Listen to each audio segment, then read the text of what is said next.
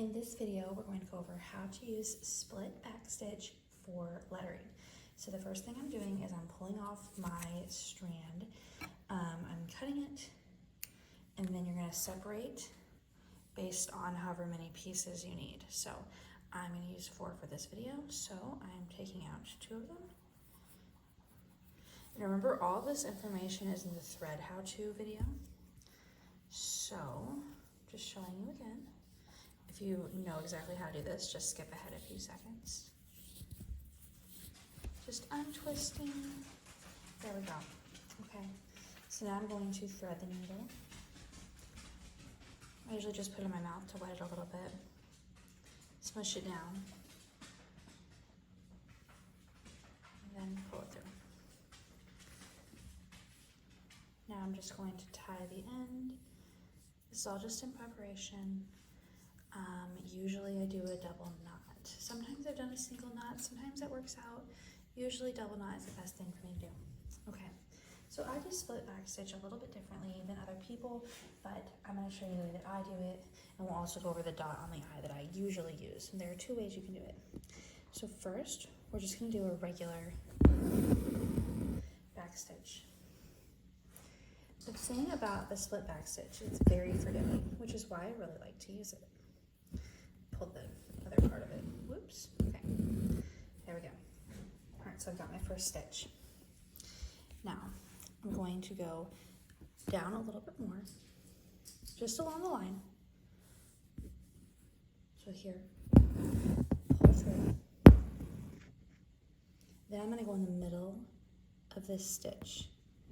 If, say, you're doing a 3 stand stitch, then don't worry, obviously it won't be even, so you just basically do on the middle. You don't need to worry about that too much. If it's 3 strands, just one of them will be on one side, and it still will look even, I promise. Okay, so it's gonna look like this. Let me zoom in. The stitch is kind of going into it. This stitch going into this stitch right here. Okay, now I'm gonna come down here.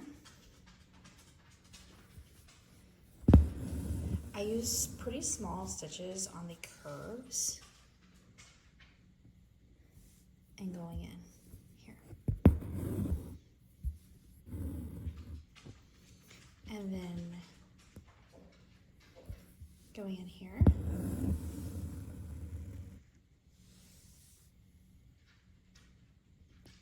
And going in the center again. So you see, this is where I came out, and I'm going into the center right here. I'll keep it zoomed in a little bit more. I want to show you how to fix the stitch. Let's say you pull this one in, and you're not really paying attention. This can get this is more likely to happen on an A or something with a curve. So let's say you put it there. It's not quite in the right place. If you continue on this line, it's not going to be in the right place. So you have a few options. You can just take that stitch and come out, which you totally can do. Or you can go down, you can go back to where you're supposed to be, and just put your needle in.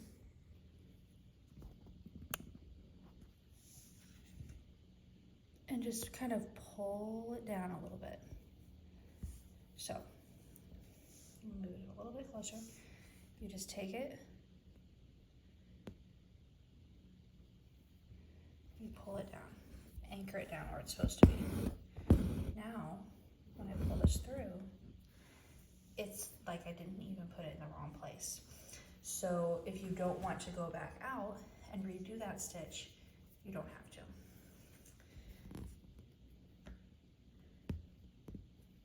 Now, what I think I'm going to do is I'm going to switch angles. Okay, so we're even closer now at a different angle, but I wanted to show you the letter at this angle too. So, can I back up exactly where we were? It's a little tricky to do, not having my hand block. Straight down into the middle of the previous stitch.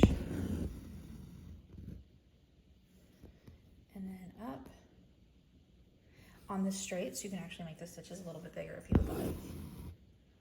And then I'm not left-handed, so stitching left-handed in this video is a little bit tricky for me. That's okay. For using the T as an example, once I get up to the top, and I'm going to do, I think, 2 more stitches up here because they don't have to be as big. And that's the fun thing about it, is the effect is still the same. That's why I really, and I see I missed it there. That's why I really like stitching with this specific effect, because it's so forgiving. And I like the pretty look that it gives me. Okay. And then up here at the top. Almost done with this area. Okay, now, then sometimes what I will do actually is I'll go back over, if I'm like at the edge of something, I'll go back over the top and I'll come back in to the center stitch, just because I want it to have that effect, because otherwise it won't have that effect at the very top. So you don't have to come back down through here and do a double stitch. Now you just do this part. So I'm gonna switch ankles again and show you the rest. Okay, so for the dot on the I, we're just gonna make it simple. It's just a French knot. If you don't remember, haven't watched that video in a while, you just come out through the center, wrap it once, put it down as close to the other hole as possible, not in the same hole.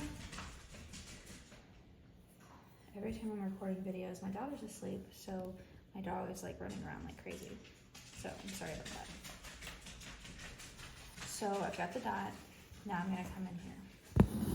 So for the dot on the cross on the T, what I usually do is go in the middle of, I always do the cross on the T last.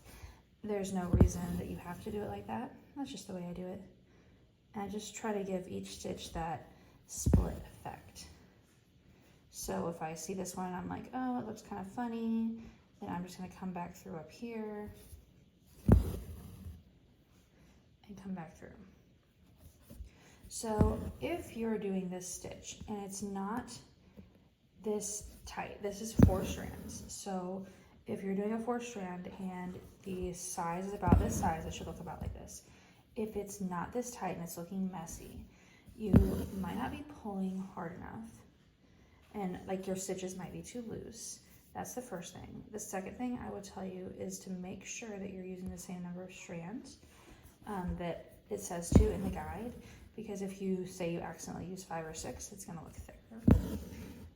The third thing that I would say is you could consider using 1 less strand. So see, I'm going around this edge, and see, obviously you can't make a curve on an edge. So I'm gonna take this, and I'm gonna just gently pull it down so it's on the curve. There we go. Because the effect that you want to have, depending on the number you have, is an effect like this, or an effect like this, or an effect like this. And if it's a little loose and looking a little messy, it's probably just because you're not stitching quite tight enough. You're kind of letting it be loosey-goosey. So I hope that this helps your lettering. This is definitely a fun one once you've mastered it. And if you have any questions, don't hesitate to reach out to me on Instagram.